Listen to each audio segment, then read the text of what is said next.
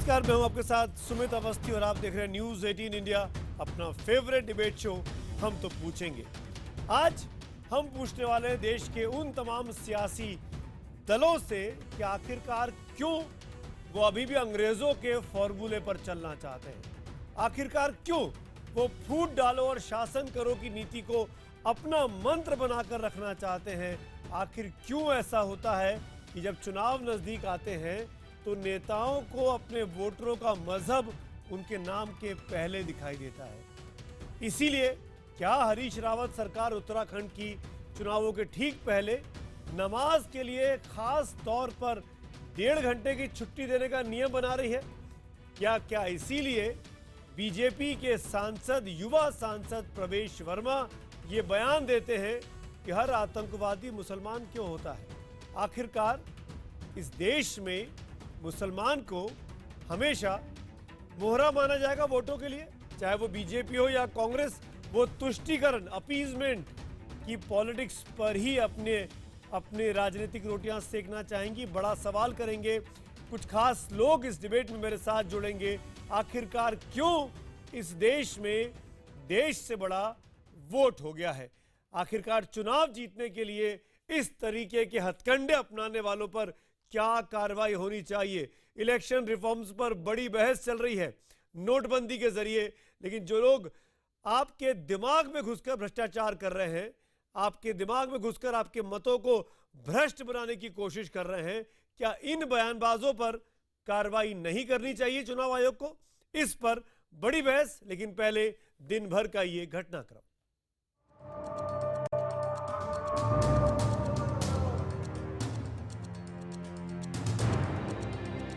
हम तो पूछेंगे में अगले 1 घंटे बड़ी बहस, सियासी दलों की नीट, फूट डालो राज करो। हमारे जो अल्पसंख्यक राजकीय सेवक हैं उनको शुक्रवार को जुम्मे की नमाज अदा करने के लिए 12:30 से 2 बजे तक का विशेष अल्प अवकाश अनुमन्य किया है। फूट डालो और राज करो का आरोप कांग्रेस पर, क्योंकि उत्तराखंड की हरीश रावत सरकार ने मुस्लिम कर्मचारियों के लिए दिया है नमाज ब्रेक। हर शुक्रवार को जुमे की नमाज के लिए सरकारी कर्मचारियों को 90 मिनट की छुट्टी। कैबिनेट से इस फैसले को रविवार को हरी झंडी मिलते ही सियासी बयानबाजी शुरू हो गई। नमाज पढ़ने की बात तो बहुत अच्छी बात है, उसका हम सब स्वागत करते हैं। इस फैसले का जितना समर्थन उतना ही विरोध। ये सेकुलर मुल्क है, इस तरह की चीज नहीं होनी चाहिए। ये मुस्लिम तुष्टीकरण की पुरानी राजनीति कांग्रेस बार बार खेलती आई है। हालांकि चौतरफा आलोचना के बाद रावत सरकार को 90 मिनट की इस छुट्टी को सबके लिए बताने में चंद घंटे का ही वक्त लगा, लेकिन किस धर्म के लोग कब और कैसे छुट्टी लेंगे इस पर सरकार चुप है। कांग्रेस से पहले फूट डालो और राज करो का पासा बीजेपी सांसद प्रवेश वर्मा ने फेंका, लेकिन अलग अंदाज में। ये सब ड्रामाबाजी इलेक्शन से पहले काम आने वाले। देश में हर आतंकवादी मुस्लिम क्यों होता है और मुस्लिम बीजेपी को वोट क्यों नहीं देता है? एक सीधी सी बात है। इसलिए भारतीय जनता पार्टी एक राष्ट्रभक्त पार्टी है, इसलिए मुस्लिम उसको वोट नहीं करता है और हम किसी भी समुदाय की चिंता नहीं। सियासत की हालत देखिए। रावत सरकार के फैसले पर छाती पीटने वाली बीजेपी के कान अपने सांसद के बयान पर बंद हैं। देखिए, मैंने तो कहीं देखा नहीं उनका इस तरह का बयान। आप किस स्टेटमेंट के बारे में मालूम नहीं, मैंने तो बयान ऐसा देखा नहीं। बयान से अनजान होने का स्वांग जारी रहा तो प्रवेश वर्मा अपने बयान पर डट गए। फिर तो अपने अपने हिस्से के फायदे के लिए सबको खुराक मिल गई। भारतीय जनता पार्टी का जो पूरा एजेंडा है वो देश को बांटने की राजनीति है, क्योंकि चुनाव करीब आ रहे हैं। कुछ सवालों में सांप्रदायिक भेदभाव की बू, तो कुछ बयान नफरत की राजनीति के। ऐसे में हम तो पूछेंगे, क्या सांप्रदायिक बयानबाजों के चुनाव लड़ने पर रोक लगेगी?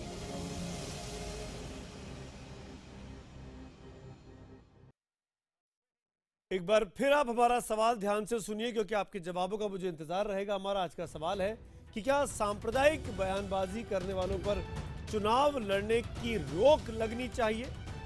अगर आपको लगता है हाँ तो HTP स्पेस देकर वाई लिखिए, नहीं के लिए HTP स्पेस देकर N लिखिए और अपनी राय हमको 51818 पर आप SMS करें। #HTP और #तुष्टीकरण के जरिए भी आप हमारे ट्विटर हैंडल पर न्यूज़ 18 इंडिया और हमारे फेसबुक पेज फेसबुक पेज हमारा है News18 IND। इसके जरिए भी आप अपनी राय और सुझाव हमको भेज सकते हैं। इस शो के दौरान हम उसको जरूर शुमार करने की कोशिश करेंगे। बड़ी बहस के लिए जो बड़ा पैनल इस वक्त हमारे साथ मौजूद है, उनका परिचय सबसे पहले मैं आपको कराता हूं।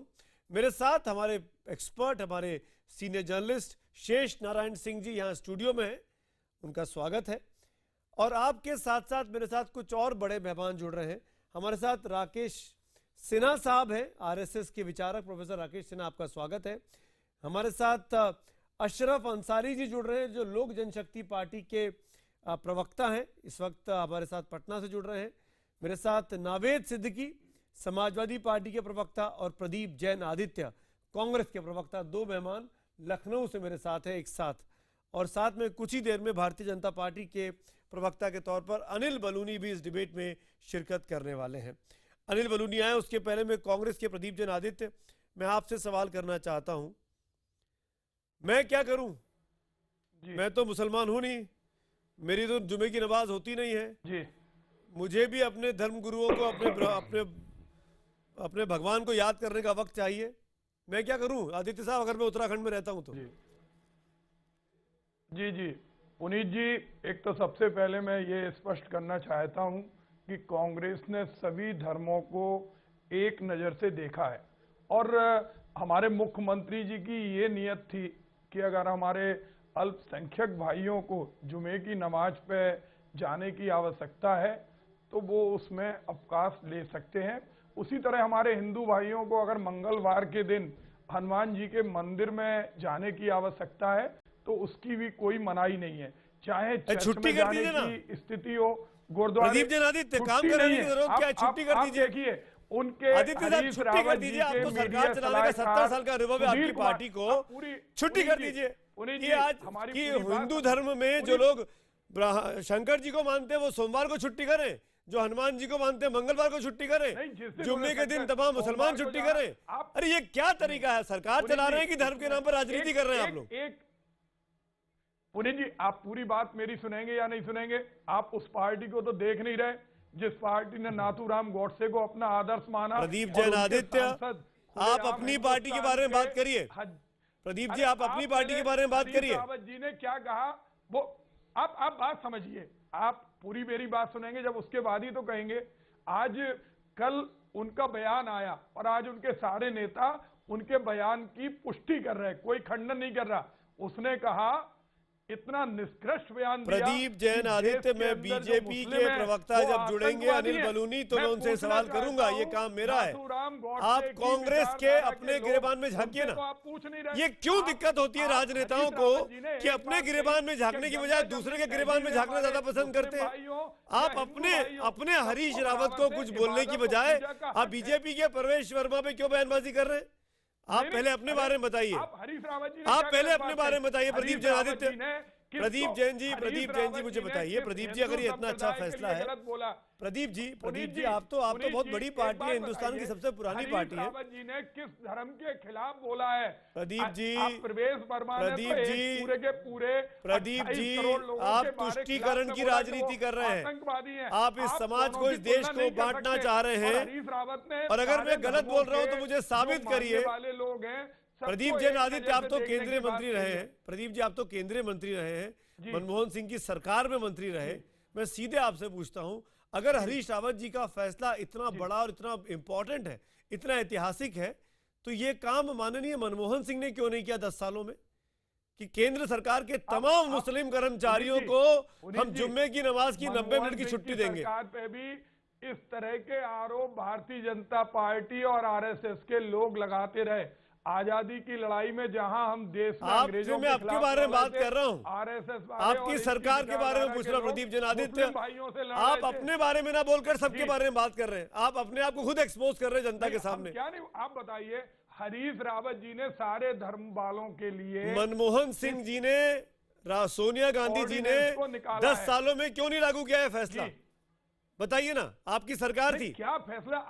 आपके पास, हमारे पास फैसले की कॉपी है जो उनके सुधीर कुमार जी ने दी है। कहो तो हम आपको वो दिखा दें। क्या है? उन्होंने कहा है कि सारे धर्म के लोगों को जिन्हें किसी विशेष दिन पूजा करने क्यों? या इबादत करने की आवश्यकता है। क्यों? ये चुनावों के एक महीने पहले क्यों याद आया हरीश रावत को? वोट पड़ने वाले हैं आपके। अरे जब जो स्थिति सामने आएगी उसी स्थिति पर तो क्या स्थिति सामने आई? निर्णय करेगा। अच्छा बताइए, मुझे स्थिति बताइए, उस समय नहीं आएगी। मुझे स्थिति बताइए, उसके बाद शेष नारायण जी आपसे कुछ पूछना चाह रहे हैं। क्या स्थिति आई उत्तराखंड में ऐसी कि अचानक मुस्लिम लोगों को, कर्मचारियों को लगने लगा कि उनको नमाज पढ़ने के लिए सरकार से छुट्टी चाहिए? क्या एक भी ज्ञापन आया आपके पास? क्या एक भी किसी मुस्लिम समाज से आपके पास ज्ञापन आया? मुझे नाम बताइए किस किसने ज्ञापन दिया। पुनीत जी, हाँ, हम आपको बताएं, ये जो स्थिति निर्मित हुई है जिसमें हमारे अल्पसंख्यक भाइयों को नमाज और हिंदू भाइयों को हनुमान जी या शंकर जी की ना पूजा, ये तो आपने रफू किया है। ये आपने रफू किया है। पहले आपने जो पेज लगाया था वो केवल मुसलमानों का लगाया था, ये आज रफू किया है आपने बाकी धर्मों को जोड़कर। इस पर मत जाइए अभी आप। अच्छा, कोई गलती कर दी उसमें? ऐसा तो नहीं किया कि प्रवेश वर्मा ने कह दिया कि ना गलती तो कर दिया आपने। उस पर पूरी बीजेपी गलती तो कर दी। प्रवेश वर्मा ने जो किया वो भी गलत किया। राष्ट्रवादी हूँ, हरीश रावत जो कर रहे हैं वो भी ठीक नहीं कर रहे। का प्रधानमंत्री राष्ट्रवादी होने के पहले हिंदू लगाता है। अरे प्रदीप जी, देश का मैं हरीश रावत को लाइव डिबेट में बुलाते थक गया। की राजनीति करने वाली भारतीय जनता पार्टी कांग्रेस पर कब तक तुष्टीकरण का आरोप लगाती रहेगी? वो अपने सांसदों को, उनके मंत्री अनिल बलूनी जुड़ गए, जवाब दीजिए बलूनी जी। अनिल बलूनी जुड़ गए, जवाब देना चाह रहे हैं आपकी बात का। तुष्टीकरण की राजनीति बीजेपी करती है, कांग्रेस नहीं कर रही है बलूनी जी। देखिए सुमित जी, हरीश रावत वही सब कर रहे हैं जो 50-70 सालों से कांग्रेस दिल्ली में करती आई है, वही यहाँ भी करना शुरू कर दिया है। और आप देखिए किस तरीके से ये देवभूमि का अलग तरीका है, अलग यहाँ का रहन सहन है। कम से कम देवभूमि को खराब मत कीजिए हरीश रावत जी, क्या कर रहे हैं आप? अरे किस तरीके से यहाँ ये परसों एक तुगलकी फरमान कर दिया कि 1.5 घंटे छुट्टी होगी, और आज रफू करने के लिए क्या कह रहे हैं कि सब धर्म के लोग ले लें। अरे सब धर्म के लोग कोई मंगलवार को, शुक्रवार को, शनिवार को रोज छुट्टी पे रहेंगे तो सचिवालय का काम कैसे होगा? सरकार कैसे काम करेगी? लेकिन आज एक मुख्यमंत्री चलाएंगे। आपके प्रधानमंत्री जैसे विदेशों में तो नहीं घूमते मुख्यमंत्री जी। वो मुख्यमंत्री ने इतना अच्छा वहां पर शासन दिया है, पूरा देश। प्रदीप जी आपने बहुत देर बोला, सुन लीजिए, बलूनी जी को सुन लीजिए, मौका दूंगा आपको, बाकी 4 पैनलिस्ट और भी। प्रदीप जी, मैं आपके बीच में बिल्कुल नहीं बोलूंगा, लेकिन आपसे भी यही चाहूंगा। देखिए क्या हुआ कि इनको कहने के इतना उत्तराखंड के अंदर ऐसा उबाल आ गया उत्तराखंड की राजनीति में, उत्तराखंड में इतना जमकर विरोध हुआ है सुमित जी कि 1.5 दिन के अंदर ही, 1 दिन के अंदर ही हरीश रावत घुटने पे आ गए हैं। हरीश रावत को समझ आ गया है। रामधारी सिंह दिनकर की एक पंक्ति है कि जब नाश मनुष्य पे छाता है तो पहले, जब नाश मनुष्य पे छाता है पहले विवेक मर जाता है। तो उस वक्त हरीश रावत जी का विवेक मर गया था, उनको समझ नहीं आया क्या कर रहे हैं। लेकिन इतना जम के विरोध हुआ है, इतना लोगों में आक्रोश है आज उत्तराखंड के अंदर कि किस तरीके से हरीश रावत कर रहे हैं, बहुत दुखद है। लेकिन बलूनी जी, आपको मेरी आवाज आ रही है बलूनी जी? जी मैं आपसे एक काउंटर क्वेश्चन करना चाहता हूं। अगर ये इतना विवादित और इतना बवाल करने वाला फैसला है, तो जो प्रदेश में कुछ राज्यों में इस तरह की इजाजत पहले से दी हुई है, कुछ राज्य सरकारों में, उसमें आपकी अपनी शिवराज सिंह की सरकार भी है भोपाल में, मध्य प्रदेश में, वहां भी जुम्मे की नमाज की छुट्टी मिलती है। देखिए सुमित जी, मेरे को ये जानकारी नहीं है, लेकिन मैं आपको इतना जरूर कहना चाहता हूँ कि उत्तराखंड के अंदर आप जानकारी अरे जवाब दो। सुनिए भाई, सुनिए, नेट पे देख लो, नेट आप मोबाइल खोलेंगे उस पर दिखाई देगा आपको। ये बदतमीजी मत कीजिए, इस तरह की अच्छी तरह डिबेट कीजिए। ये देखिए, ये गलत तरीका आपका बात करने का। बिल्कुल नहीं बदतमीजी, आप पहले अपनी जानकारी बढ़ाइए। हरीश रावत आपको मालूम नहीं है कि आप कई मुख्यमंत्री एक राज्य में छुट्टी दिए, उनसे क्यों नहीं आप चर्चा कर रहे? गौरी गजनी की तरह उत्तराखंड को लूट रहे हैं काम आपके प्रधानमंत्री और आपके मुख्यमंत्री करते हैं। साथ में सरिया कानून लगाएंगे हरीश रावत। हरीश रावत उत्तराखंड के अंदर सरिया कानून चलाएंगे क्या? ये तरीका नहीं चलेगा उत्तराखंड के अंदर। ये देवभूमि है, मध्य प्रदेश में कैसे चल रहा है? मध्य प्रदेश में शिवराज सिंह चौहान वो कुछ नहीं है। अगर यहाँ इस तरीके से किया जाएगा तो लोगों में उबाल आएगा। और मैं कहता हूँ आज कि हरीश रावत, आज आपने उत्तराखंड से कांग्रेस मुक्त करने का रास्ता प्रशस्त किया है। मैं बाकी पैनलिस्ट को जोड़ता हूँ। शेष नारायण सिंह जी काफी देर से कुछ बोलना चाह रहे हैं। इतना अहंकार घमंड मत। नहीं, अहंकार घमंड नहीं, बाकी एक एक करके सबके पास, एक एक करके रेप के पास।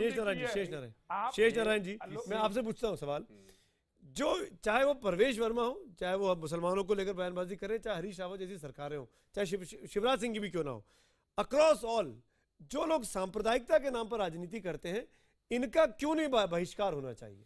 बिल्कुल होना चाहिए और एक कानून बनाया जाना चाहिए कि धर्म की राजनीति करने वाले जो हैं, और अगर जो मोहरा बनते हैं पॉलिटिकल पार्टियों का क्या भी है उस पर भी बहस होगी, उसके चक्कर में नहीं पड़ना चाहते। जब प्रवेश वर्मा को अगर मालूम होता कि इलेक्शन कमीशन तुमको इलेक्शन नहीं लड़ने देगा, बिल्कुल, तो ये बात ये न करते। ये बातें ये लोग प्राइवेटली करते रहते हैं, लेकिन ये पब्लिक स्पेस में नहीं आते। और ये श्रीमान जी जो हरीश रावत हैं, ये तो कॉमन सेंस के किसी भी आदमी की समझ में नहीं आएगा जो उत्तराखंड को जरा सा भी जानता है। वो ये जानता है कि हरिद्वार जिले में और शहीद उधम सिंह नगर जिले के अलावा वहाँ मुसलमान कहीं है, देहरादून में थोड़े बहुत हैं, लेकिन वो डिसाइसिव नहीं होते हैं। तो मुसलमानों के तुष्टीकरण का जो काम करके हमें लगता है इन्होंने उत्तराखंड का गिफ्ट जो है बीजेपी को दे दिया है। और ये जो श्रीमान जी अनिल बलूनी आपके सामने प्रकट हैं, ये हमें लगता है कि ये जगदीश खट्टर के रूप में, ये चूंकि इन्होंने इस मुद्दे को उछाल दिया बुरी तरह से, हर अखबार में अनिल बलूनी के छपा हुआ है, तो हमें लगता है कि इनकी कोई सेटिंग है हरीश रावत से, और उन्होंने उनसे ये मूर्खतापूर्ण बयान दिलवा के अपने पक्ष में पूरे उत्तराखंड की जनता को कर लिया है। ये सवाल मेरा ख्याल इनसे डायरेक्ट पूछा जाना चाहिए। पत्रकार हैं आप, इस तरह की भाषा का प्रयोग नहीं करें। हरीश रावत जी ने सारे जाति सारे धर्म, पहले उन्होंने एक बात कही थी। अरे क्या बात कर रहे हैं आप? जवाहरलाल नेहरू कांग्रेसी नहीं थे? ये सब बातें मत करिए ना। आप जिस पार्टी को क्लेम करते हैं उस पार्टी में इस तरह के छिछोरपन नहीं होता था। आप जवाहरलाल नेहरू बेवकूफ थे, कहना क्या चाहते हैं आप? जवाहरलाल ने क्यों नहीं किया? सरदार पटेल ने क्यों नहीं किया? आप इस तरह के शब्द नहीं कह सकते। आपको मालूम है सरदार ने जो चिट्ठी लिखी थी गोविंद बल्लभ पंत को, उस चिट्ठी को पढ़ा आपने? इस तरह की बात करते हैं सब धर्मों का। सब धर्मों से क्या मतलब? जब सेकुलर डेमोक्रेटिक स्टेट है, सोशलिस्टिक पैटर्न ऑफ सोसाइटी है, साइंटिफिक टेम्पर है, तो ये बात आप क्यों कर रहे हैं भाई? इतने बड़े पत्रकार हैं आप लोगों का जो ये लोग कहते हैं कि आप लोगों ने कांग्रेस को दफन कर दिया है और ये नई कांग्रेस जो लेके आए हैं इससे आप हिम्मत करते हैं। राकेश सिन्हा, अशरफ अंसारी और नावेद सिद्दीकी बारी बारी से। अनिल जी मैं आता हूँ। अशरफ अंसारी मैं आपके पास आखिर में आऊंगा, थोड़ा धैर्य रखिएगा, लेकिन आऊंगा जरूर। राकेश सिन्हा, हरीश रावत की इस राजनीति का क्या मतलब निकाला जाए कि मुसलमानों को जुमे की नमाज के लिए 90 मिनट की छुट्टी, डेढ़ दिन तक बीजेपी हंगामा करती है, इसको इशू बनाया जाता है, और फिर अब हरीश रावत कहते हैं कि तमाम धर्मों को हम इजाजत देते हैं कि किसी भी एक दिन आप 90 मिनट की छुट्टी ले लीजिए। राकेश सिन्हा। देखिए सुमित जी कोई काम आप बार बार करें तो वो आपका स्वभाव बन जाता है। कांग्रेस ने आज़ादी के पहले से मुस्लिम तुष्टीकरण की नीति इतनी बार की है कि उसका स्वभाव बन गया है। बिना ऐसा किए लगता है कांग्रेस इस देश में एग्जिस्ट नहीं कर सकती है। हरीश रावत ने यह निर्णय नहीं लिया है। यह निर्णय बिना 10 जनपद से पूछे हरीश रावत नहीं ले सकते हैं। हरीश रावत का स्वभाव जो लोग जानते हैं वो किस प्रकार से 10 जनपद के प्रति समर्पित हैं, पूरा समर्पण उनका है, और इस प्रकार का निर्णय उन्होंने सोनिया गांधी से और राहुल गांधी से पुश कर लिया होगा। इस देश में जब डिमोनेटाइजेशन पर डिबेट चल रहा है, जब ये सरकार एक इगैलिटेरियन सोसाइटी बनाने के लिए एक कदम उठा रही है, तो हरीश रावत आज वो डिवीजन कर रहे हैं। एक तरफ देखिए ओवैसी क्या कह रहा है, मुस्लिमों के एटीएम में पैसा नहीं मिल रहा है, उधर हरीश रावत क्या कर रहे हैं, हरीश रावत 90 मिनट की छुट्टी करें। अरे हरीश रावत जी, इस देश में इतनी परंपराएं हैं, इतनी बहुलता है, यदि आप छुट्टी देना शुरू करेंगे तो 7 दिन कम पड़ जाएगा, 24 घंटे 365 दिन कम पड़ जाएंगे। और राज्य अभी बहुत अच्छा श्री नारायण जी कह रहे थे, देखिए एक सेकुलर डेमोक्रेटिक स्टेट है, धर्म हमारा पर्सनल मैटर है। सुमित जी मैं एक लाइन मुझे कोट करने का मौका दीजिए। 1911 का सेंसस का मैं रिपोर्ट पढ़ रहा था, उसमें एक अंग्रेज ऑफिसर लिखता है, इस देश के लोगों का धर्म पूछना बहुत आसान है, उनको कोई आपत्ति नहीं होती है किसका धर्म क्या है। हम लोग आपस में देखते हैं, किसी को नमाज पढ़ना होता है ऑफिस के दौरान वो नमाज पढ़ लेता है, इसके लिए अलग से छुट्टी देने की घोषणा नहीं होती है। किसी को पूजा करना होता है, उसको पूजा करने की एक सहकारी तरह से हम समाज चलाते हैं, सरकारी नहीं सहकारी तरीके से। और हरीश रावत ने उस सहकारिता पर सरकारी कर तुष्टीकरण का एक ठप्पा लगाया है। मुझे लगता है मुस्लिम समाज को सोचना चाहिए कि कांग्रेस कब तक उनका उपयोग करती रहेगी, नमाज के नाम पर छुट्टी देकर, कभी प्रॉफिट के जन्मदिन के नाम पर छुट्टी देकर। ये समस्या का समाधान नहीं है। मुस्लिम समाज को 125 करोड़ जनता का अंग समझकर कांग्रेस को जवाब देना चाहिए। और एक लाइन एंटोनी कमेटी ने रिपोर्ट दी थी, मैं प्रदीप जैन जी को बता दूं, एंटोनी कमेटी आपकी कमेटी थी, उसने रिपोर्ट में कहा था कि यह पार्टी एक खास समुदाय से इतनी आइडेंटिफाई हो गई है कि बाकी जगह इसका तिरस्कार हो रहा है। आज एंटोनी कमेटी की रिपोर्ट तो आप पढ़ लीजिए इस पर बहस करने के पहले। ठीक है, प्रदीप जी आदित्य, मैं 20 सेकंड का टाइम देता हूं आपको रिपोर्ट करने का, उसके बाद नावेद सिद्दीकी। आदित्य साहब। हाँ बिल्कुल, हम ये कहना चाहते हैं कि ये एक तो प्रवेश वर्मा का स्टेटमेंट देखें, और दूसरा गांधी का वध क्यों, नाथूराम गौडसे ने जो किताब लिखी है उसको भी जो हमारे सिन्हा साहब जरूर पढ़ें, और देखें हिंदू और मुसलमानों को बांटने की राजनीति के विचारधारा में लिप्त भारतीय जनता पार्टी आज भी क्या बात बोल रही है। प्रधानमंत्री कहते हैं आप उसको मैं रामायण हिंदू की तरह पढ़ते राष्ट्रभक्त हूं। रहिए। आप मुसलमानों को आप जितनी नक्सलवादी बार बताते गोडसे हैं, का नाम लेते हैं, आतंकवादी उतनी बार बताते गांधी हैं, का नाम आप लेते हैं तो चाहते हैं कि शायद हर आपका मुसलमान कल्याण होता है। उसका इस मुल्क की आजादी ये में कोई नावेद हिस्सा नहीं सिद्दीकी, है। ठीक है। सिन्हा साहब, गोडसे आप की बात चाहते किया हैं है। कि नावेद ये देश- सिद्दीकी, नावेद सिद्दीकी और अशरफ अंसारी इसके बाद। नावेद साहब, क्या आपको लगता है कि उत्तर प्रदेश के चुनावों में कांग्रेस को, क्योंकि हरीश रावत ने ये नया शगुफा एक दिया है जुम्मे की नमाज की छुट्टी का, कांग्रेस को फायदा पहुंचेगा? चुनाव तो एक साथ होने लगा हुआ स्टेट है, और आपको नुकसान हो जाएगा मुस्लिम वोट बैंक का? देखिए सुमित जी, ऐसा कुछ नहीं है। पहली चीज तो हम ये कहना चाहेंगे कि अलग अलग राज्य हैं, और हर राज्य अपने हिसाब से अपने कैबिनेट में बैठ करके डिसीजन लेता है हर चीज का। कई जगह ऐसे हैं जहां पर शराबबंदी है कई प्रदेशों में, और कई प्रदेश ऐसे हैं जहां पर शराब बिक रही है। तो ऐसी कोई चीज नहीं है। अब दूसरी चीजें लेते हैं तो हम जो है अपनी बात ये करते हैं कि समाजवादी लोगों का एक ही कहना है, हमारे जो रफीकुल मुल्क हिंदुस्तान है जनाब मुलायम सिंह यादव साहब, उनका एक ही कहना है कि हयात लेके चलो, कायनात लेके चलो, और चलो तो सारे जमाने को साथ लेके चलो। तो हम तो सारे जमाने को साथ लेकर चलते हैं, समाजवादी विचारधारा के लोग हैं। जो आप बोल रहे हैं नवेद साहब, ये बातें आजम खान साहब को बताइए, सबको साथ लेके चलो। देखिए, आजम खान साहब के बयानों को दूसरी तरह से पेश किया जाता है। अच्छा। क्योंकि आप लोगों को भी टीआरपी चाहिए होती अच्छा। है, आप लोगों को भी मसाला चाहिए होता है। टीआरपी के लिए नहीं हो। देखिए ऐसा है, आप वो जो बहते हैं उसका इंटरप्रिटेशन आप कर दीजिए। आजम खान साहब को ना लाइए, यूनाइटेड नेशन ले जा रहे थे, किसने दूसरी तरह से पेश किया? आजम खान दादरी के मामले को संयुक्त राष्ट्र में मैं यही साबित करने की कोशिश करूंगा नावेद भाई, जवाब दीजिए। नावेद भाई, मैं यही साबित करने की कोशिश करूंगा कि जितने नुमाइंदे इस पैनल पर हैं, राजनीतिक विचारधारा से जुड़े हुए, वो कहीं ना कहीं सांप्रदायिकता का इस्तेमाल करते हैं, तुष्टिकरण की राजनीति का इस्तेमाल करते हैं। चाहे आपकी पार्टी हो नावेद भाई, चाहे भारतीय जनता पार्टी हो, चाहे कांग्रेस हो। पहुंच गए? नहीं, मैं आपने कहा कि सबको साथ लेकर चलने की आप बात करते हैं, सबको साथ लेकर चलने की बात करते हैं। आजम खान पर तो कोई एक्शन नहीं लेते हैं आप लोग। डाइन से पूछिए। नावेद जी बताइए, भारत माता को डाइन करने वाले व्यक्ति को आप पार्टी में सुशोभित किए हुए हैं? उनका बयान गौर से सुनिए, आपने सुना नहीं, जल्दबाजी में दे गए आप लोग। जल्दबाजी में ज्यादा रहते हैं। मैं आपसे गुजारिश करूंगा कि उनका बयान गौर से सुनिए और मतलब को समझने की कोशिश कीजिए, अगर समझदार इंसान है तो। आजम खान साहब इतना किसी के पास समय नहीं कि आजम खान का बयान हम गौर से सुने। आजम खान बेतुका बातें करते हैं। नहीं, यूएन में इस व्यक्ति का राजनीति में कोई स्थान नहीं होना चाहिए। इसी मुद्दे पे आइए। सुनिए, उन्होंने कहा कि यूएन में हम इसलिए जाएंगे क्योंकि हमारे देश के प्रधानमंत्री को विदेश में रहने का शौक ज्यादा है।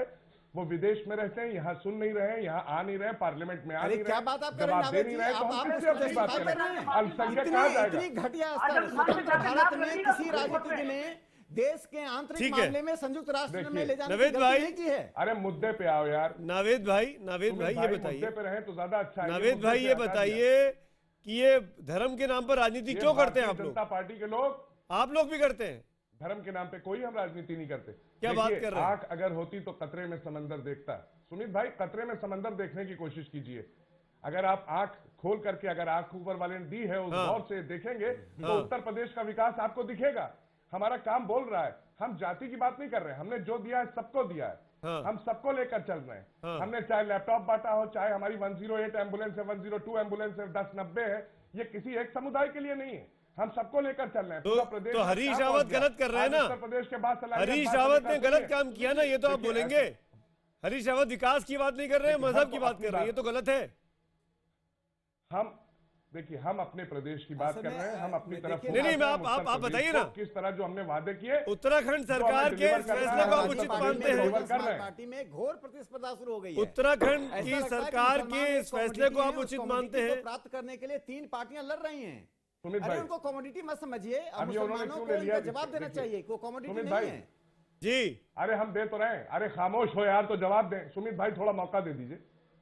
अब उन्होंने ये क्यों ले लिया ये जवाब, इसका हम एक लॉजिकल एक चीज बता दें। ये हरीश रावत साहब ने इसलिए लिया होगा, मैं समझ गया कि देखिए ऐसा है कि वो हिल्स में और प्लेन्स में बड़ा फर्क होता है। अब प्लेन्स में क्या है कि यहाँ पर हमारी मस्जिदें आसपास हैं, आदमी ऑफिस से निकला 5 मिनट में गया, पढ़ के आ गया। अब वहां पे क्या है, हिल्स में थोड़ा सा चलना पड़ेगा, तो शायद अचानक पहाड़ आ गए उत्तराखंड, लेकिन ये अचानक पहाड़ आ गए बीते 24 घंटे में। उत्तराखंड में इसके पहले पर्वत श्रृंखलाएं नहीं थी। में पूछो ना आप। जी वही तो है कि शिवराज पाटिल जी के बारे में बताइए ना, शिवराज पाटिल जी के बारे में भी बात कीजिए, क्योंकि कांग्रेस के साथ टाई अप करने वाले हैं आप लोग। अखिलेश यादव ने चारा फेंक दिया है, 300 सीटों का सपना दिखा दिए हैं, तो आप आलोचना भी नहीं कर पा रहे हरीश रावत की। नहीं, टाई अप वाली बात नहीं है। पूरे देश में मोदी के विरोध में लहर है, क्योंकि ये वो लोग हैं जो केवल 50 घरानों में ठीक है, तो देश की जनता तय कर देगी, उसमें क्या है। अशरफ अंसारी, मैं एक मिनट आता हूँ। अनिल बलूनी, आपके लिए सुनना बहुत जरूरी है। अनिल बलूनी, ये अशरफ अंसारी, आप तो बीजेपी की सहयोगी पार्टी है। सुमित भाई, जहाँ तक एक मिनट नावेद भाई, अशरफ अंसारी, आप तो बीजेपी की सहयोगी पार्टी है, केंद्र में पासवान साहब मंत्री हैं मोदी जी की सरकार में। मैं आपसे पूछना चाहता हूं, परवेश वर्मा ने जो बयान दिया, हर आतंकवादी मुसलमान क्यों होता है, इसको आप इंडोर्स करते हैं? ये जायज है, ये उचित है? नहीं सुमित भाई, इसको हम उनके परवेश वर्मा जी के बयान से हम असहमत हैं। और हमारी पार्टी के राष्ट्रीय अध्यक्ष आदरणीय रामविलास पासवान जी का मानना है, आज से नहीं शुरू से ही, कि हिंदुस्तान एक बाग है और इसमें तरह तरह के फूल हैं, और तो बाग का माली अच्छा वही होता है। परवेश वर्मा के साथ बीजेपी को क्या करना चाहिए? अशरफ भाई, आपकी पार्टी इसको इंडोर्स नहीं कर रही है, आप क्या चाहेंगे? परवेश वर्मा जिन्होंने ये बयान दिया, जो कि मैं पढ़ने में मुझे शर्म आ रही है, उनको बोलने में नहीं आई माइक के सामने, कि हम किसी वोट बैंक की चिंता नहीं करते, मुस्लिम हमें ना कभी वोट दिया है और ना कभी करेंगे, क्योंकि एक बहुत सिंपल सी बात है कि देश में हर आतंकवादी मुसलमान क्यों होता है और मुस्लिम बीजेपी को वोट क्यों नहीं देते। एक सीधी सी बात है, इसीलिए कि भारतीय जनता पार्टी एक राष्ट्रभक्त पार्टी है, इसीलिए मुसलमान उसको वोट नहीं करता। हमें किसी समुदाय की चिंता नहीं करते। अब इस तरह के बयान को अगर एलजेपी इंडोर्स नहीं करती है, तो ये अनिल बलूनी आपके सामने, मैं चाहूंगा अनिल बलूनी का फ्रेम काटा जाए। अशरफ अंसारी, बताइए बीजेपी के प्रवक्ता को कि क्या करना चाहिए परवेश वर्मा के साथ। नहीं सुमित भाई, सबसे पहली बात तो मैं आपसे बड़े अदब के साथ कहूंगा कि भारतीय जनता पार्टी का बयान अगर भारतीय जनता पार्टी का अधिकृत बयान होता, ये अगर अमित शाह जी का बयान होता या आदरणीय नरेंद्र मोदी जी का बयान होता, इसकी निंदा तो कर दीजिए ना। प्रवेश वर्मा जी जैसे बहुत सारे सांसद हैं भारतीय जनता पार्टी में, आप इसकी निंदा क्यों नहीं कर रहे हैं जी? इस बयान को आप सही मानते हैं कि गलत? नहीं, हमने कहा ना, तो इसकी निंदा करिए फिर, कहिए रामविलास पासवान से कि इसके खिलाफ बोलें, हिम्मत है। आप लोग कौन सा बोल रहे हैं? नावेद साहब बोल रहे हैं क्या? देश की शेष नारायण सिंह जी वरिष्ठ पत्रकार बोल रहे हैं। को आप लोग जो हैं अपने मामूली स्वार्थों के लिए क्यों कुर्बान कर रहे हैं? पूरी सियासी जमातों से सवाल है ये। आप इसकी निंदा रामविलास पासवान से करने को क्यों नहीं कहते? माइक के आगे आज हमने माइक लगाया, शेष जी रामविलास पासवान का मना कर दिया उन्होंने कि परवेश वर्मा पे बात नहीं करूंगा। अभी मैं हरीश रावत पर बयान लेता तो रामविलास पासवान 4 बार बयान देते। इस परवेश वर्मा पर कुछ नहीं बोल रहे। नहीं सुमित भाई, अगर हम बर्दाश्त किए हैं, चुप है, तो हमको बोलने का मौका दिया जाए। बोलिए ना, बोलिए। और शेष नारायण जी बहुत वरिष्ठ पत्रकार हैं, बोलिए ना। कम से कम हम उनसे ये उम्मीद करेंगे कि वो सुनने का धैर्य रखेंगे। बोलिए ना। हम नहीं समझते कि रामविलास पासवान जी को, प्रवेश वर्मा जी को कुछ कहने की जरूरत है। अगर ये बयान अमित शाह जी का होता है, नरेंद्र मोदी जी का होता, तो हम समझ सकते थे। और अरे तो आप ही बोल दीजिए, निंदा करने, इस बयान अरे आप छोटे बड़े में मत जाइए। नहीं है, पार्टी ने औपचारिक तौर पर परवेश वर्मा के बयान की आलोचना क्यों नहीं की? आपको कुर्सी, सीट इतनी जरूरी है, आपको कैबिनेट की कुर्सी इतनी जरूरी है, लाल बत्ती इतनी जरूरी है? बोलिए ना अशरफ भाई, आखिरी मौका दे रहा हूँ, आप आलोचना करिए। ये इतिहास, सुमित भाई ये इतिहास भी हमारे ही साथ है कि कुर्सी को हमने त्यागा है। अब फिर जुड़ गए रामविलास पासवान जी को लगता है कुर्सी को त्यागा था गुजरात के बाद, और फिर जुड़ गए, और फिर जुड़ गए, फिर उन्हीं के साथ मंत्री भी हैं। आज सुमित भाई, आज देश दूसरे दौर में चल रहा है। देखिए, मैं आपको भी एक्सपोज कर दूंगा अशरफ भाई की बात कर रहे हैं। अशरफ भाई, मैं आपको भी वैचारिक तौर पर एक्सपोज कर दूंगा आपकी पार्टी को। आप बयान देने से बच रहे हैं। नहीं, अनिल बलूनी, नहीं सुमित भाई, अशरफ भाई आखिरी मौका 10 सेकंड बोलिए। बयान देने से कहीं नहीं बच रहे हैं और मेरा सीधा सीधा मानना है कि इस तरह के बयान के साथ लोक जनशक्ति पार्टी न रही है और न है। तो इस परिस्थिति में क्या आप ये ना साथ में रहिए का मतलब क्या है? क्या आप एनडीए से बाहर निकलने के बारे में मन बना रहे हैं परवेश वर्मा के बयान की वजह से?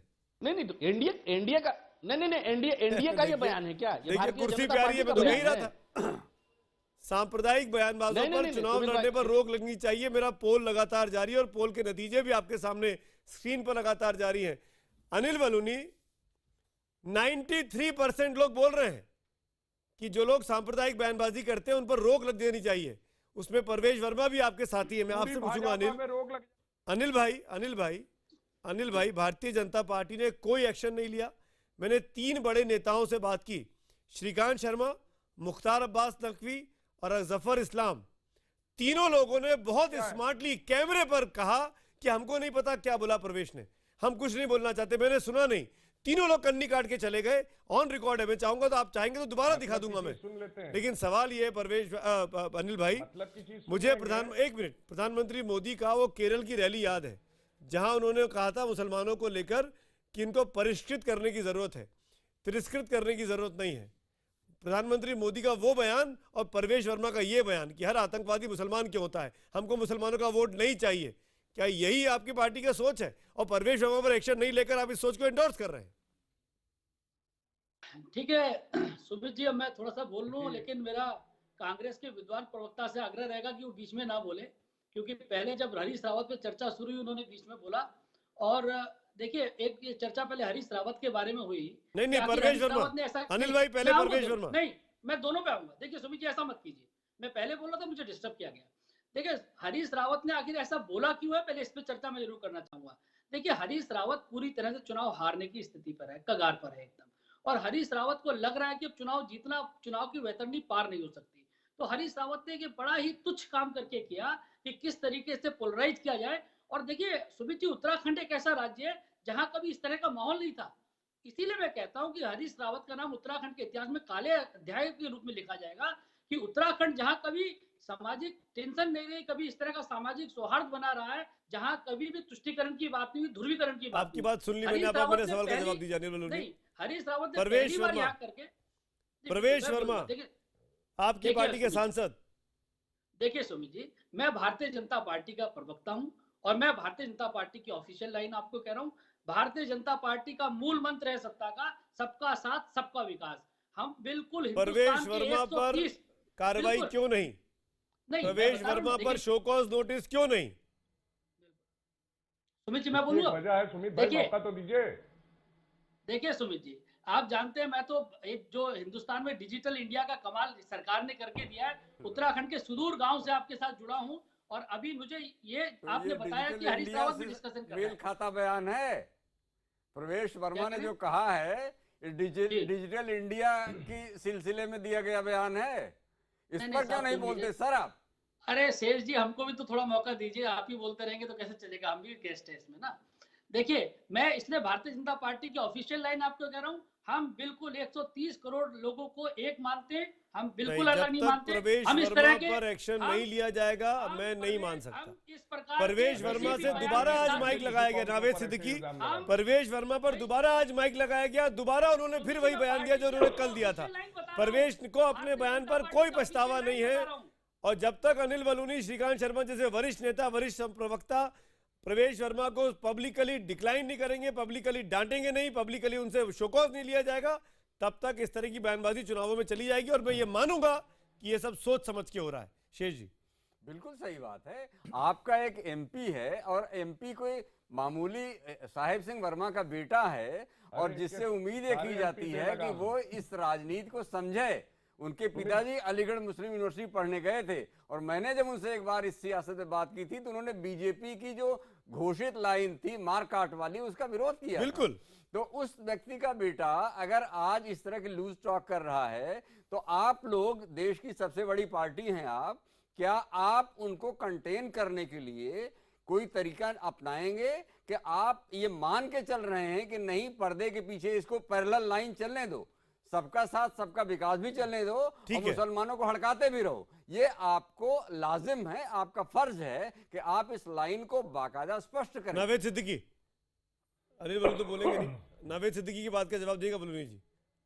सिद्दीकी साहब, आप कुछ बोलना चाह रहे थे इसी मुद्दे पे। देखिए ऐसा, हाँ मैं ये कहना चाह रहा हूँ, भारतीय जनता पार्टी के दो चेहरे हैं। एक तरफ आदरणीय नरेंद्र मोदी साहब ने कहा सबका साथ सबका विकास, 125 करोड़ लोगों को हम लेके साथ चलते हैं। दूसरी तरफ वही मोदी साहब कहते थे कि गाड़ी के नीचे अगर हमारी कोई कुत्ते का पिल्ला भी आ जाता है तो हमें तकलीफ होती है। तो बांटने का काम तो वहीं से शुरू किया। तीसरी चीज, लगातार इनके सांसद किसी को पाकिस्तान भेजे दे रहे हैं, किसी को हिंदुस्तान से निकाले दे रहे हैं, क्या क्या कह रहे हैं ये आपने सबने दिखाया। उस पर बात करके हम लोग वक्त जाया नहीं करेंगे। लेकिन अरे बलूनी साहब, जो मैं बात कर रहा हूँ, आपके बलून की हवा निकल जाएगी। 2 मिनट सुनिए पहले, सुप्रीम कोर्ट में नाक रगड़नी पहले सुनिए मेरी बात, सुप्रीम कोर्ट में जाके सुन लीजिए। अरे इनको खामोश कराइए, इनको खामोश कराइए। 1 मिनट पहले सुन लो, सुनने का मादा रखो।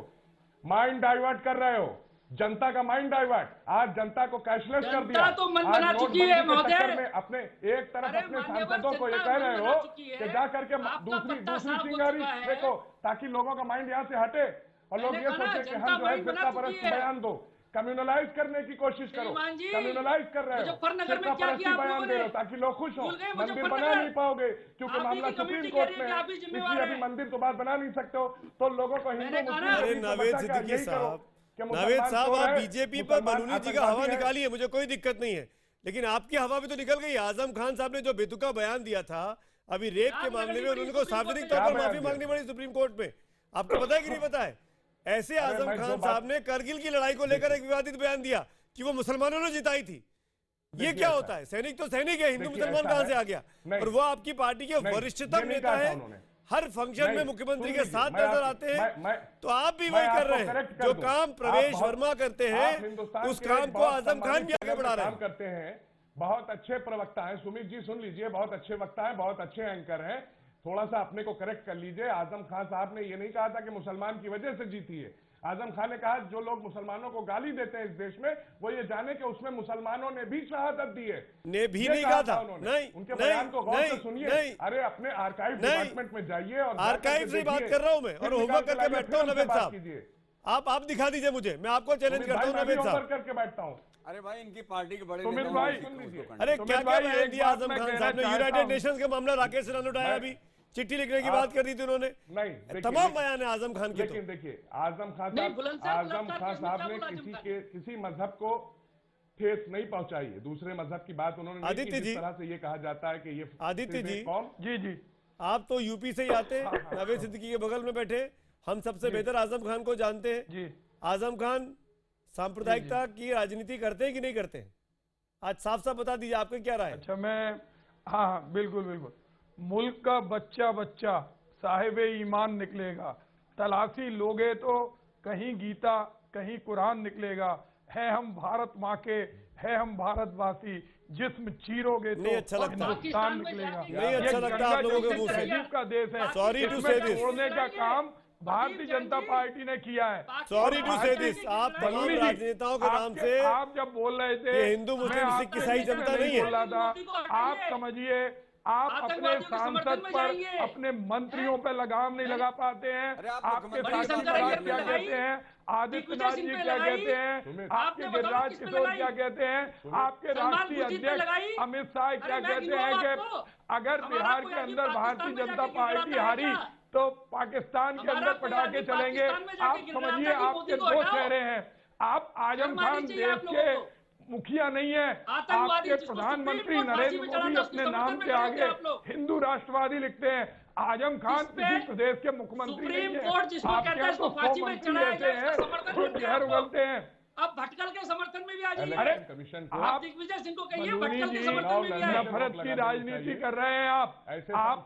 अरे क्या बात है, राकेश सिन्हा पार्टी से जुड़े हैं, उस पार्टी ने तोड़ने का काम किया है, कभी उन्होंने जोड़ने का काम नहीं किया है। ये मुल्क है जहाँ पर भगवान श्री कृष्ण की उपासना रहीम ने और अफसार ने की है। झांसी की रानी लक्ष्मीबाई तो आप सबसे कहूंगा, आप अपने गिरबान में झांकिए, ये मुल्क दूसरे के गिरबान में मत जाइए। राकेश सिन्हा और आजम खान जी इस देश के प्रधानमंत्री या मुख्यमंत्री नहीं है। आप उनकी बचा तुलना लीजिए, आपके तो प्रधानमंत्री बचा लीजिए आजम खान को, आप आदित्य साहब बचा लीजिए। नहीं ये आजम खान के प्रवक्ता है कि कांग्रेस के हो जाती है तो पार्टी तरह आप तय करिए किसके प्रवक्ता है आप। गठबंधन होने वाला है सर, यही दोस्ती दिखाई दे रही है। देखिए गठबंधन जी आप समझिए ना, ये बुरी ताकतों के खिलाफ अगर कोई बात कर रहा है तो उसमें कोई गठबंधन नहीं है, ये तोड़ने वाले हैं। राकेश जी, क्या चुनाव आयोग को ऐसा कानून बनाना चाहिए कि जो सांप्रदायिकता की राजनीति करे, चाहे वो भारतीय जनता पार्टी का ही क्यों ना हो जी, वो चुनाव नहीं लड़ सकता? ईमानदारी से बताइए। सुमित जी मुझे कानून से ज्यादा महत्वपूर्ण एक पक्ष लगता है कि जनता को इतना जागरूक होना चाहिए, और मीडिया जो काम कर रही है, चाहे किसी पार्टी का नेता हो, अपने डिस्कोर्स में जब भी रिलीजन को लाता है तो वो देश को क्षति पहुंचाता है, सेकुलर डेमोक्रेसी को क्षति पहुंचाता है। और मैं एक बात बता दूं कि आरएसएस और जनसंघ और बीजेपी की जो एक बड़ी परंपरा रही है, हम इंडियनाइजेशन की बात करते हैं, किसी मुसलमान का विरोध करना संघ के क्रीड का हिस्सा नहीं रहा है। मैं दूसरी बात यहाँ कहना चाहता हूँ जो एक बहुत महत्वपूर्ण है। देखिए, कांग्रेस समाजवादी पार्टी के जो लोग हैं ये होलसेल ट्रेडर हैं, सांप्रदायिकता के थोक भाव में व्यापार करते हैं, और उसके एवज में कभी कभी रिएक्शन में कोई प्रतिक्रिया बस कोई स्टेटमेंट आ जाता है। तो मैं कारण बता रहा हूं कि इनसे पूछिए कांग्रेस पार्टी से कि राहुल गांधी ने क्यों सिम्मी को डिफेंड किया था, सिम्मी के पक्ष में क्यों खड़े हो गए थे? क्या सिम्मी की आरएसएस से कोई तुलना कर सकता है? आपको कोई सिम्मी के खुद प्रवक्ता नहीं करते जी, आप और राहुल इतने गांधी बड़े उसके लिए विचारक खड़े हो हैं। गए। एक घटना, एक बात सुन लीजिए, आप राहुल गांधी कहां से आ गए? अरे आप सुन लीजिए, सोते बैठते उठते नहीं, जागते राहुल राहुल गांधी फोबिया दिखाई से देते। आप सुन तो आपको लीजिए। मोदी जी को राहुल गांधी के अलावा कोई दिखाई नहीं देता। अरे सुन तो लीजिए, आप बात अभी राहुल गांधी की कहां से आ गई? अरे आप सुन तो लीजिए, 30 सेकंड में मेरी बात सुनकर मेरा जवाब दे दीजिएगा। आपको 24 घंटे में अरे राहुल गांधी छोड़ के राहुल गांधी यहाँ शेष नारायण जी बैठे हुए हैं। अरे सुन तो लीजिए सुमित जी, मुझे 30 सेकंड का मौका चाहिए, मैं एक घटना बताकर अपनी बात समाप्त करता हूं। राकेश जी मैं एक बात बता देता हूं कि कांग्रेस की परंपरा क्या रही है। शेष नारायण यहाँ बैठे हुए हैं। नेहरू ने कृपलानी को हराने के लिए अमरोहा में एक मुस्लिम कैंडिडेट को खड़ा किया था। मुस्लिम ध्रुवीकरण करने की पुरानी नीति रही है। नेहरू जी ने शुरू की थी। Nehru ji father of Muslim feminism. Rakesh ji, आप कांग्रेस को इजराइए। मुझे तो राम मंदिर का मूवमेंट याद है। किन लोगों ने बांटने का काम किया? 47 में कांग्रेस की नीतियों के कारण देश बटी है। जितना मुस्लिम लीग दोषी था उससे कम दोषी कांग्रेस के नेता नहीं थे। अरे आप क्या बात कर रहे हैं? अगर कांग्रेस तुष्टीकरण की राजनीति करती है राकेश जी, तो बीजेपी कहां छूती है? परवेश वर्मा का बयान हमारे सामने है, कोई एक्शन नहीं लिया गया। 24 घंटे से ऊपर हो गए, ना लिया जाएगा। अनिल बलूनी डिफेंड कर रहे हैं, उनके खिलाफ एक्शन नहीं ले पा रहे हैं। मैं तो सामने बोल रहा हूँ, जिसने राम मंदिर का मूवमेंट खड़ा किया, जिस पार्टी ने, उस पर कहाँ एक्शन लिया गया? अगर आदित्य साहब, सिद्दीकी साहब, बलूनी जी, अंसारी जी अगर तुष्टीकरण की राजनीति करते हैं तो सब सियासी फायदे के लिए करते हैं, देश को तोड़ने की बात करते हैं, देश को जोड़ने की बात नहीं करते हैं। आई एम सॉरी टू से दिस। देश का मूड अभी पोल चल रहा है, वो दिखा देगा मैं नतीजे आपको। ऐसे लोगों के ऊपर नहीं नावेद साहब, सबके को आनी चाहिए, आप लोगों को ज्यादा आनी चाहिए। मैं इसी में माफी चाहता हूँ, लास्ट कमेंट शेष जी का लेना चाहता था, नहीं ले पा रहा हूँ, वक्त हो रहा है ब्रेक का। लेकिन तमाम पैनलिस्ट का शुक्रिया। ब्रेक के उस पार SMS के और ट्विटर पोल के नतीजे बने रहिए न्यूज़ 18 इंडिया के साथ।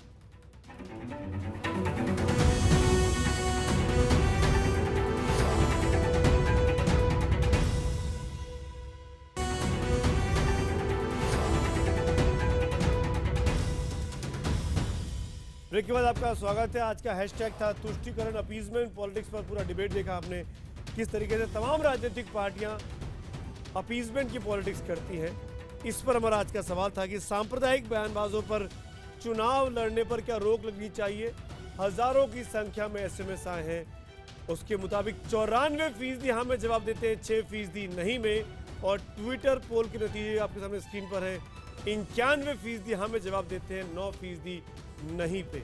यानी दर्शक वर्ग, समाज जागरूक होता जा रहा है। जो समाज को तोड़ने बांटने या सांप्रदायिकता की राजनीति करते हैं, वो देश के लोगों को लोग पसंद नहीं आ रहे। चुनाव आयोग को ऐसे लोगों पर रोक लगाने के बारे में कोई कानून बने, इसके बारे में सोचने की आवश्यकता जैसे ही लगता है कि आन पड़ी है। इसी पॉजिटिव नोट पर मुझको दीजिए इजाजत। वक्त हो रहा है ब्रेक का, ब्रेक के उस पार 100 बात के एक बार।